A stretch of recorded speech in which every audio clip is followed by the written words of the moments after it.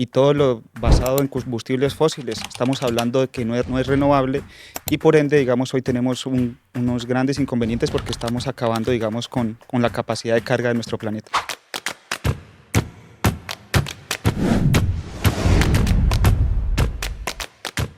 Hola, hoy estamos aquí para conversar o más bien aclarar algunas de las preguntas frecuentes que nos hacen sobre economía circular, cuál es la diferencia con la bioeconomía, si todo lo que es bioeconomía es circular, si no es bioeconomía, cuáles son esos sistemas tradicionales. Y hoy vamos a hablar un poquito de eso, también de las tendencias y de a qué debemos prestarle atención cuando hablamos de bioeconomía. Hoy me acompaña alguien muy especial, Juan Manuel Duque. Juan Manuel es microbiólogo industrial y tiene 2 maestrías, una maestría en biotecnología y una maestría en gestión de la innovación, también de aquí de la Universidad ICESI. Tiene amplia experiencia en proyectos enfocados en estrategias para el desarrollo sostenible, en economía circular, bioeconomía y soluciones basadas en la naturaleza. También mecanismos de aceleración en proyectos de bioeconomía y generación de ecosistemas basados en innovación para generación de nuevos modelos de negocio. Y actualmente Juan Manuel es consultor de la firma IDOM Consulting y además es mi copartner, colega en el curso de Economía Circular. Quien les habla es Caterina Ortegón. Yo soy profesora asociada del Departamento de Ingeniería Industrial y también actualmente soy la directora de la maestría en sostenibilidad. Bueno, arranquemos entonces contextualizando un poquito. Normalmente cuando hablamos de economía es la forma en la que tomamos recursos, producimos, distribuimos bienes y servicios, ¿cierto? Para la sociedad. Y siempre nos preguntan, bueno, entonces tenemos la línea de la bioeconomía y la línea tradicional. Cuando yo hablo de tradicional, vamos a hacer la aclaración y es aquella economía que es apoyada o soportada por la química y por la petroquímica, ¿sí? Entonces, esa es, producimos bienes y servicios a partir de la química, de la petroquímica, para satisfacer, ¿cierto?, unas necesidades. Por el otro lado, entonces, viene el contexto de la bioeconomía. ¿Qué tiene diferente con lo que yo acabo de decir? Primero que todo, pues gracias por esta invitación. Realmente es muy buena la pregunta porque tenemos que diferenciar entre lo que viene, se entiende como renovable y como no renovable. Cuando hablamos de la petroquímica y todo lo basado en combustibles fósiles, estamos hablando de que no es renovable y por ende, digamos, hoy tenemos unos grandes inconvenientes porque estamos acabando, digamos, con la capacidad de carga de nuestro planeta. Cuando hablamos de bioeconomía es aquella que gestiona de forma sostenible la biodiversidad y la biomasa, entiendas esa biomasa como toda la masa de cultivos agrícolas de los seres vivos del planeta y estamos utilizándolo como fuente de recursos para hacer los procesos productivos. Entonces ahí, ¿qué tenemos que hacer? Aplicar mucho conocimiento y mucha innovación para crear bienes y servicios igual o más competitivos que los que se producen con fuentes no Ahí viene, renovables. Juanma, la primera diferencia. Entonces, cuando hablamos de bioeconomía, hablamos de sistemas y modelos de negocios que parten de recursos naturales y Renovables. parten que de esos recursos naturales son renovables y que además de ser renovables, tienen que conservar y tienen que regenerar los ecosistemas, que eso es algo que de pronto en los tradicionales no necesariamente pasa. Y el otro elemento es que los bienes y servicios que se proponen producir sean sostenibles, ¿sí? Y ahí es donde viene la gran diferencia. Entonces, en los sistemas tradicionales podemos encontrar algunos, ¿cierto?, que vienen de fuentes no renovables, pero eso no quiere decir que no sean circulares, que es otra diferenciación que queremos hacer.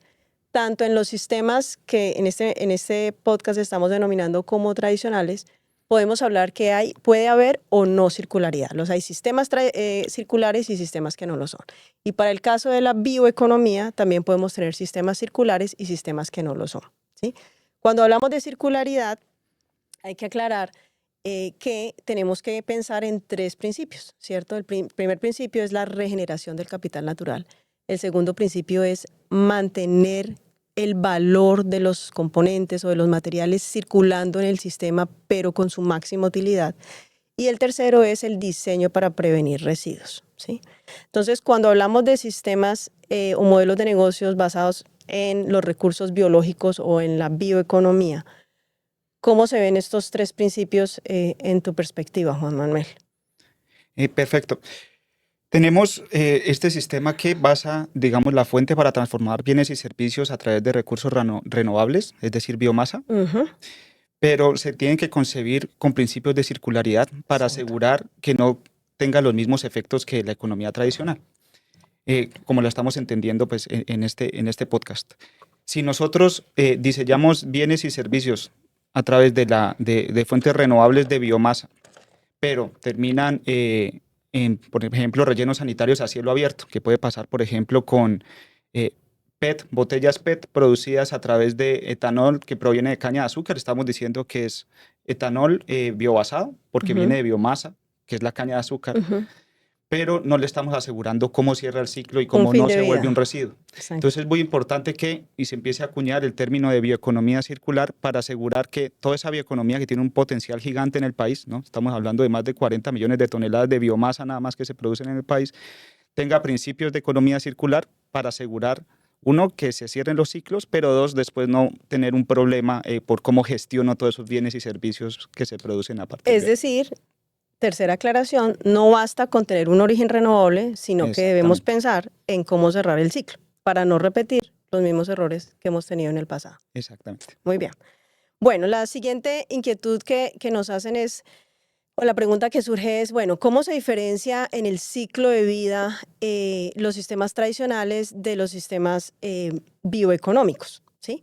Cuando hablamos de ciclo de vida, para quienes nos están escuchando, es cuando consideramos para un bien o un servicio desde el origen, ¿cierto? Desde la extracción de sus materias primas, desde la concepción del mismo producto o servicio, pasando por la manufactura, por la producción, por la distribución y la comercialización, por la fase de uso y por la fase de fin de vida, ¿sí?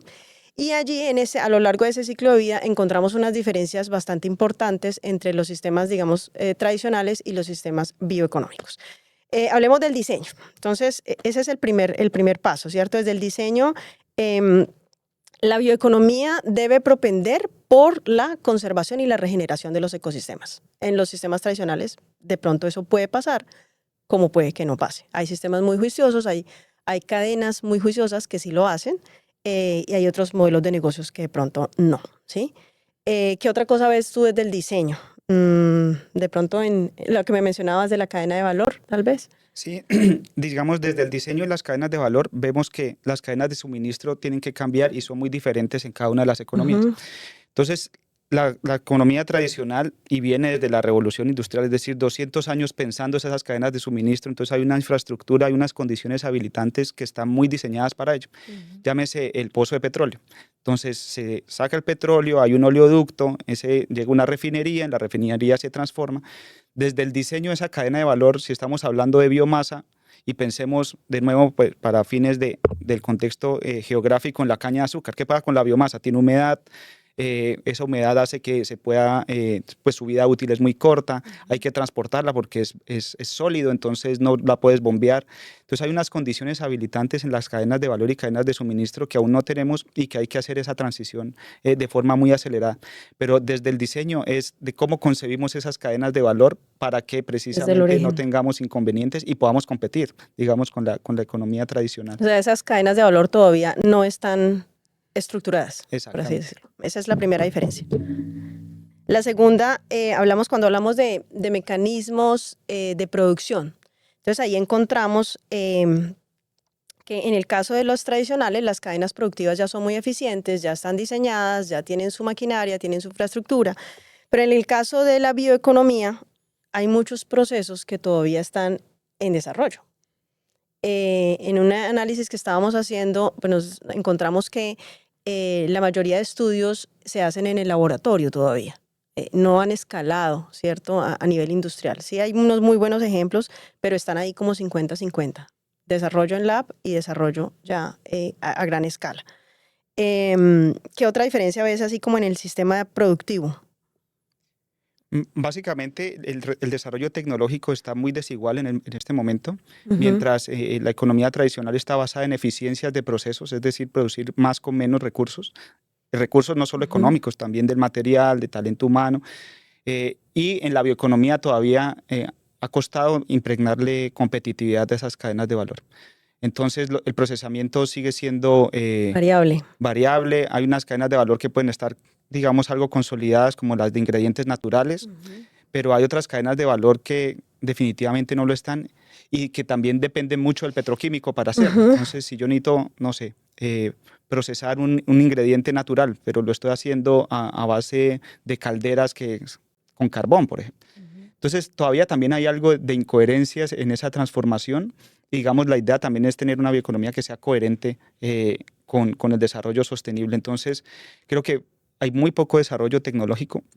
Hay el reto de universidades, centros de investigación para escalar tecnologías que lo hagan muy eficiente. Era Muy eficiente. lo que hablamos de yo puedo tener el producto que proviene de origen renovable y tener el proceso muy bien diseñado, pero si la fuente de energía con la cual desarrollo ese proceso es de un portafolio contaminante, entiéndase carbón o algún otro, pues no sirve de nada, igual. Exactamente. Y ahí muy interesante también entender la bioeconomía y la economía circular, digamos, tiene esta connotación de desarrollo territorial, ¿no? Aprovechar las vocaciones territoriales.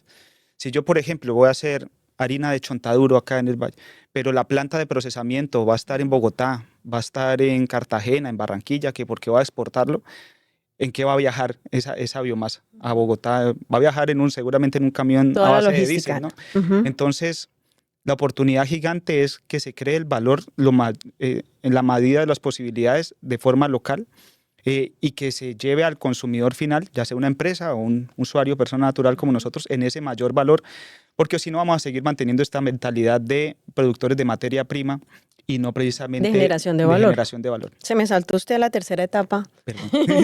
A la tercera etapa, pero sí, es lo que dices. En ese sistema de distribución y comercialización, los tradicionales ya tienen, digamos, esas rutas armadas de exportación, de distribución dentro del país, pero en términos de bioeconomía se hace necesario y casi que obligatorio consolidarlas con la comunidad. Ahí es donde entra en juego el tema social y el tema de comunidad para poder sacar esos productos o esas materias primas de ese origen y poder llevarlos hasta el punto de comercialización. Exactamente, y reincidiendo en eso, por ejemplo, en la costa pacífica de nuestro país, el Naidí. El Naidí, que es el mismo azaí brasileño que tiene estas propiedades de antioxidantes, por esas mismas propiedades, una vez se cosecha, el Naidí no dura ni 12 horas su vida útil. Entonces hay que liofilizarlo, hay que procesarlo de alguna forma in situ, porque no lo puedes poner a viajar. Y ahí es la oportunidad precisamente uno de concertar con comunidades locales que siembren Naidí, pero que ellas mismas puedan generar valor local, porque no hay de otra forma. Hay que procesarlo en sitio para que no empiece a perder esas propiedades de antioxidante, por ejemplo. Para que no pierda, exacto.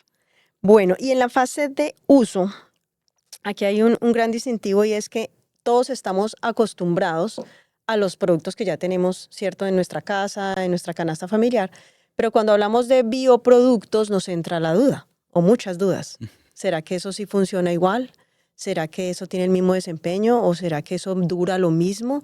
¿O dura más, dura menos? Entonces, yo pensaría que en la fase de uso la bioeconomía se enfrenta como a demostrar que sus productos, sus bienes y servicios tienen propiedades similares a lo anterior.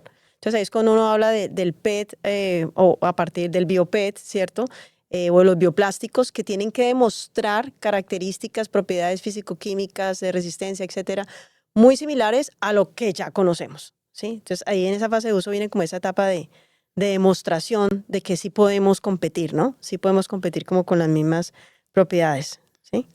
¿Algo más que podrías mencionar ahí? Y sobre todo de cara al consumidor también, hay muchos retos de consumidor, digamos, nosotros como persona natural, ¿no? Porque tenemos unos sesgos arraigados y digamos, es uno de los grandes inconvenientes de la economía circular, por ejemplo, también, y que pues, se puede relacionar con bioeconomía, digamos, en el uso de prendas regenerativas o biobasadas también, pero muchas veces prendas de segunda mano, no estamos listos para las prendas de segunda mano. Fibras naturales no, porque pueden ser que porosas, que digamos para climas húmedos no me sirven. Entonces, digamos, de cara al consumidor, la bioeconomía tiene un gran reto y es precisamente no solo asumir la responsabilidad de los que producen bioproductos, sino también nosotros como consumidores animarnos a experimentar y poder, digamos, determinar que el jabón que viene con enzimas naturales para lavar la ropa no me va a hacer daño. No me va a hacer daño y probarlo, ¿no? Ese es el objetivo también. Así es. Eso es un gran reto que une ahí comercialización y consumidor, ¿no? Cambiar ese mindset allí. Y finalmente uno de los, diría yo, mayores retos es el fin de vida, porque lo hemos discutido muchísimas veces. Que sea un biomaterial no significa que cierra el ciclo. no significa que ese biomaterial, cuando tú lo depositas en la tierra, se va a deshacer. No significa, no es sinónimo de biodegradable. Entonces, tanto en los sistemas tradicionales, em, podemos tener productos que tienen un muy buen fin de vida, es decir, que pueden recircularse 1, 2, 3 veces, como por ejemplo el vidrio, ¿cierto? Que no pierde propiedades.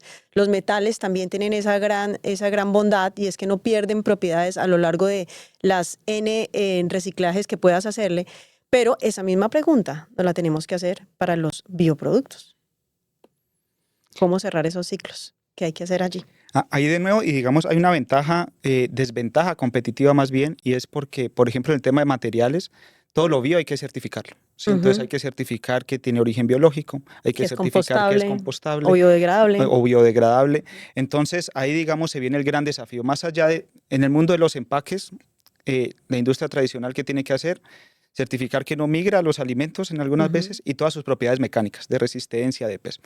Pero los bioempaques tienen que hacer lo mismo, más demostrar que sí cierran el ciclo, ¿sí? Entonces, y eso añade costos, ¿no? Se Y por añaden ejemplo, en el costos. país todavía no hay una infraestructura para poder certificar. Apenas salió el primer Ujú. laboratorio certificado en biodegradación hace un par de semanas en Medellín, pero antes igual y tocaba exportar, pagar a certificadoras, ya sea europeas o estadounidenses. Entonces, digamos, hay una desventaja porque hay más costos en asegurar el cierre de vida. Luego está que si no hay las condiciones habilitantes para biodegradar, entonces, ¿a mí de qué me sirve tener un vaso compostable si no hay Ujú. compostajes a mi alrededor o no hay un gestor que asegure que llega a compostaje? Hable de ese compostaje como ese mecanismo de regenerar la tierra, es decir, que el vaso pueda volver a ingresar a la tierra a través de ser un producto orgánico. Un recurso biológico que se Un recurso degrada. biológico, Ujú. exactamente. Entonces, los desafíos son gigantes porque muchas veces no hay las Ujú. condiciones habilitantes. Entonces, uno como consumidor, si ve el sello de es compostable, es biodegradable, uno tiene tranquilidad, pero uno puede tomar dos decisiones. Desde la falta de educación es asumir que si lo tiro al suelo se va Ujú. a biodegradar y no va a ser así. Eso Ujú. nunca va a pasar.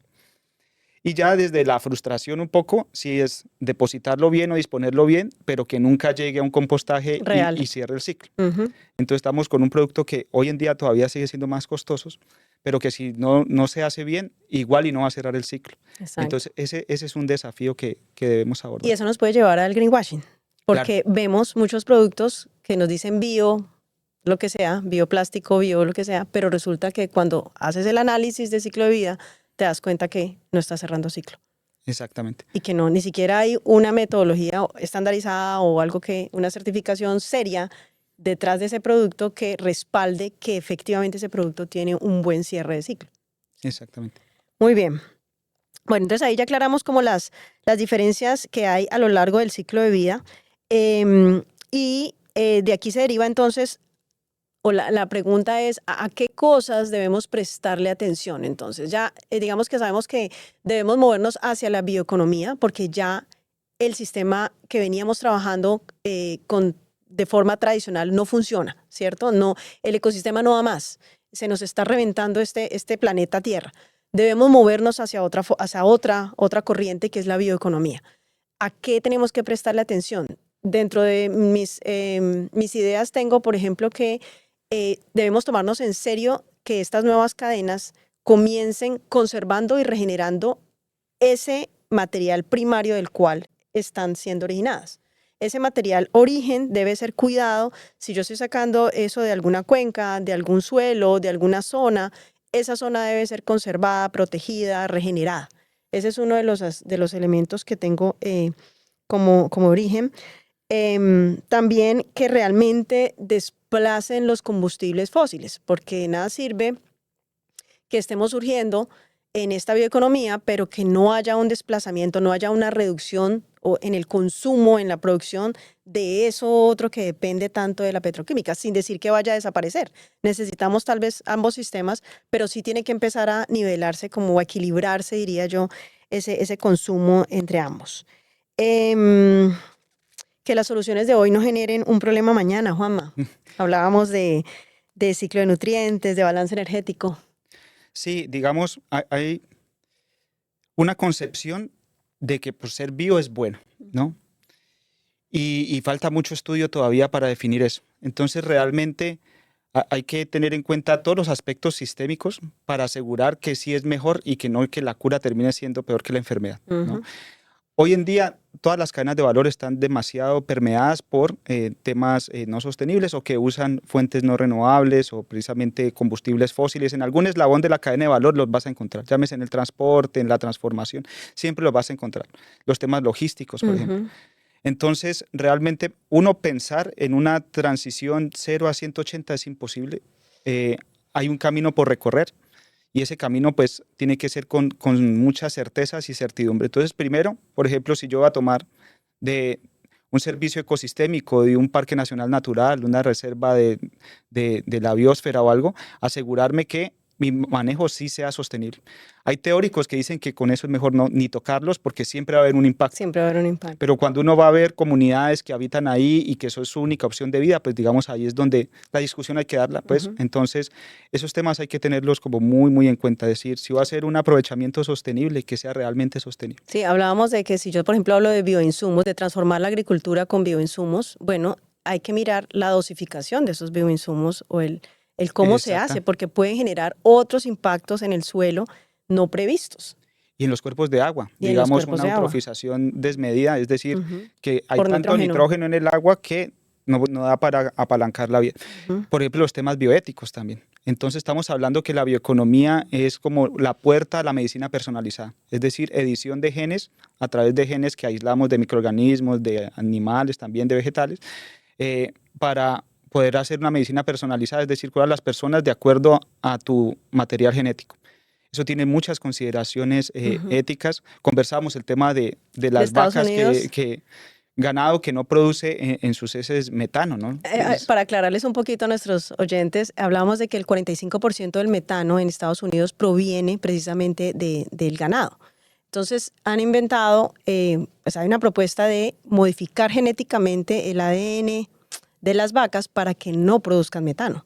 Pero ahí viene el tema bioético. ¿Qué implicaciones tiene eso? ¿Qué implicaciones tiene? Digamos, es un La poco modificación.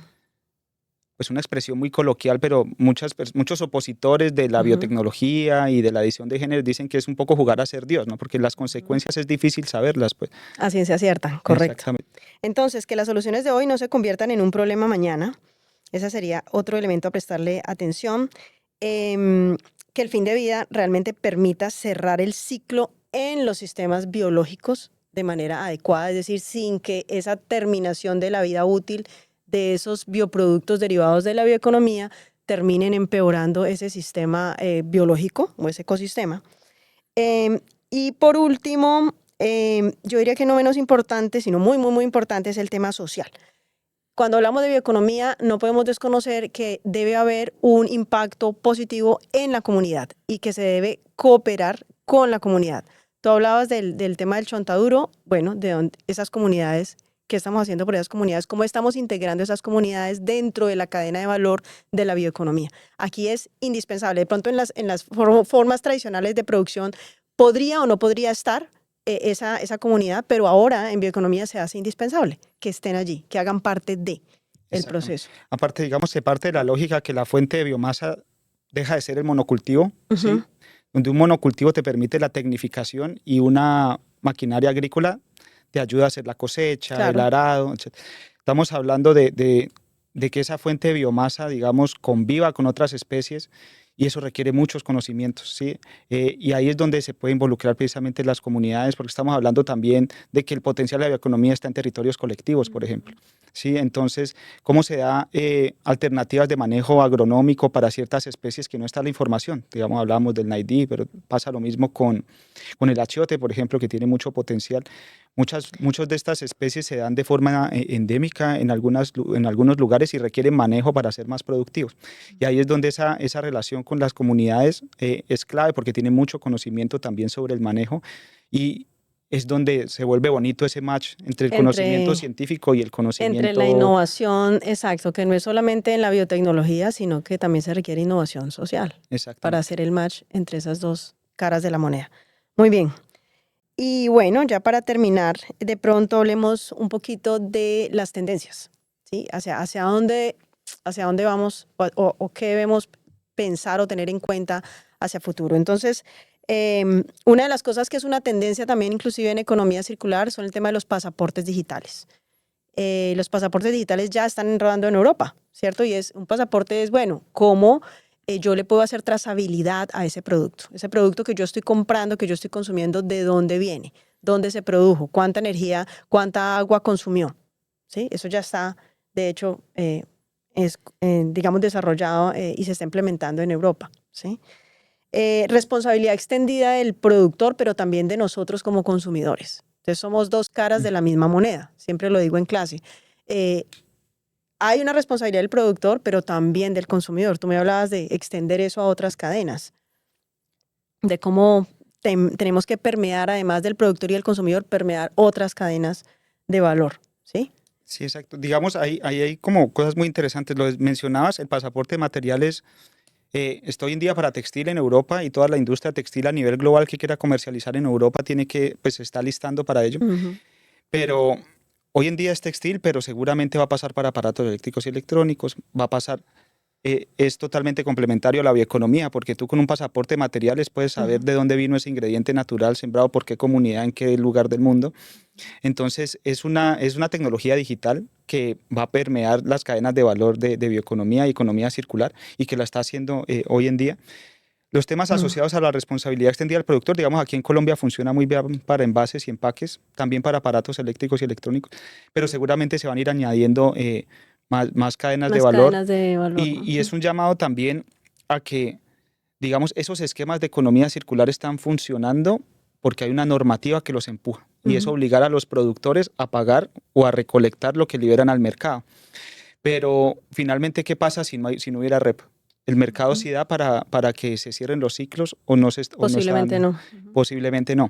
Entonces, digamos, es un llamado también precisamente a la transición y sobre todo de tendencias en bioeconomía, pues hay un montón, ¿no? El tema Ujú. biocosmético, por ejemplo, los consumidores están muy pendientes de todo el tema cosmético, de lo que pueda, que si tiene algunos, que si tiene fenoles, que si tiene benceno. Entonces, es una oportunidad gigante para la bioeconomía porque Ujú. puede reemplazar algunos diluyentes, algunos espesantes de los cosméticos por bioproductos. Es una oportunidad gigante. El tema de medicina personalizada, el tema de bioprospección es entender cómo funcionan, digamos, los genes de algún ecosistema específico para producir bienes y servicios. O sea, hay un universo por descubrir, pero que hay que vigilar de forma Muy cerca. muy cercana. Me gustó una palabra que utilizaste y es la transición, porque en esa transición los gobiernos pueden decidir quién es el winner o el ganador, ¿cierto? A quién le apuestan, a quién le dan los beneficios tributarios también, ¿sí? ¿Se los doy a los sistemas tradicionales o se los doy a los sistemas bioeconómicos? Y ahí esa transición puede darse o no, dependiendo de eso, ¿no? Sí, y yo quiero complementar ahí con el tema, digamos, de regulación. Digamos que nosotros tenemos dos referentes, ¿no? En bioeconomía, en economía circular. Está el tema europeo, que va muy Ujú. fuerte con el tema hacia lo verde, hacia Ajá. descarbonizar la economía. A un costo alto, ¿no? Se sabe que temas inflacionarios y todo eso, que las empresas están bajando su productividad un poco porque tienen que pagar muchos impuestos y todo, pero están en el camino. Y está el tema más ligado al mercado, que es Estados Unidos, Estados ¿no? Unidos. Ujú. Y, pero los dos tienen Market driven. visiones, Ujú. visiones muy diferentes de, por ejemplo, la bioeconomía. La bioeconomía europea ha estado ligada a la transición energética casi que exclusivamente, es decir, cómo producen toda la energía renovable y en bioeconomía la energía de la biomasa, pues a través de digestión anaerobia, biodiesel, todo esto. Y la bioeconomía estadounidense muy ligada al tema de salud, ¿sí? Es decir, Ujú. nuevas vacunas, nuevos fármacos, medicinas personalizadas. Y es el llamado a que Totalmente. en esta geografía, pues nuestro gran potencial es la biodiversidad, ¿no? Como segundo país más biodiverso del mundo, tenemos que desarrollar nuestra propia bioeconomía porque los referentes nos podemos quedar cortos, ¿sí? Entonces, ese es un gran desafío que tenemos. Ahí entramos entonces en cierre para Latinoamérica. Latinoamérica tiene, y hablamos específicamente en Colombia, ¿cierto? Nos faltan, ya tenemos una política, ¿cierto?, que apoya la bioeconomía, pero nos faltan mecanismos de financiación para desarrollarla. Y hablábamos también de que en Europa ya pasaron por ahí, ¿cierto? Ya desarrollaron esa política y ahora están preocupados por si los indicadores que tienen son relevantes o no para medir o hacer seguimiento o monitoreo a esa política o a esos sistemas de bioeconomía que están ya funcionando. Entonces creo que nosotros estamos ahí en la carrera del desarrollo, de apenas impulsar, y necesitamos los mecanismos que permitan financiar y desarrollar estos nuevos modelos de negocio, estas nuevas cadenas. Y aquí entra otro elemento que es la tecnología, cómo nos apoyamos en el Internet de las cosas, cómo nos apoyamos en la IA para que esta bioeconomía se nutra de esa tecnología también y podamos tener la trazabilidad que tú dices en esos, por ejemplo, pasaportes digitales o ese seguimiento a los materiales, a los productos. Bueno, no, yo creo que con eso podemos cerrar. Esperamos haber aclarado entonces que tenemos nuestros dos sistemas, los tradicionales, que de alguna manera van a seguir funcionando, que tenemos aún muchos retos para hacerlos circulares, pero cuando hablamos de bioeconomía necesitamos hacer énfasis no solamente en el origen, no solamente en conservación, en regeneración desde el inicio, sino también en esos cierres de ciclos, en construir esa infraestructura para poder producir, para montar ese mercado, para desarrollarnos como consumidores también. Y se vienen retos importantes para los negocios y para la creación de nuevas ideas.